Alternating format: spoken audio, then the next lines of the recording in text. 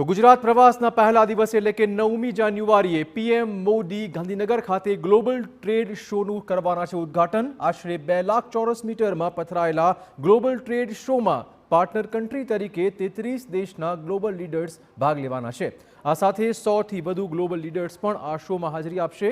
10 અને 11 જાન્યુઆરીના રોજ business visitors global trade show ખુલ્લો રહેશે, જ્યારે કે 12 અને 13 જાન્યુઆરીના રોજ જાહેર જનતા ટ્રેડ શોની મુલાકાત લઈ શકશે। તો ગ્લોબલ ટ્રેડ શોની વિશેષતાઓની વાત કરીએ તો આઈટી આધારિત સેવાઓ ક્ષેત્રના સંશોધનો અને સિદ્ધિઓની માહિતી આપવામાં આવશે। રાજ્યના વૈવિધ્યપૂર્ણ અને ભાતીગળ સાંસ્કૃતિક વારસાનું પ્રદર્શન કરવામાં આવશે। 350થી વધુ લઘુ અને મધ્યમ ઉદ્યોગના સ્ટોલ્સની ફાળવણી કરાઈ છે। ઈ મોબિલિટી પેવેલિયન દ્વારા ભાવિ પરિવહનનું અનાવરણ પણ કરવામાં આવશે। બ્લુ ઇકોનોમી પેવેલિયનમાં દરિયાઈ ઉદ્યોગોના વિકાસનું પ્રદર્શન યોજાશે। આ ઉપરાંત નોલેજ ઇકોનોમી અને સ્ટાર્ટઅપ ડોમમાં ઉભરતા સાહસોનું નિદર્શન કરાશે। આ સાથે જ આત્મનિર્ભર ભારતને ગતિશીલ બનાવતા ઔદ્યોગિક સાહસોનું પણ પ્રદર્શન યોજવામાં આવશે।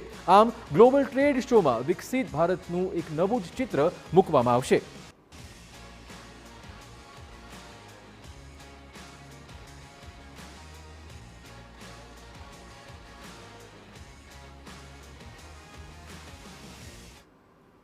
તો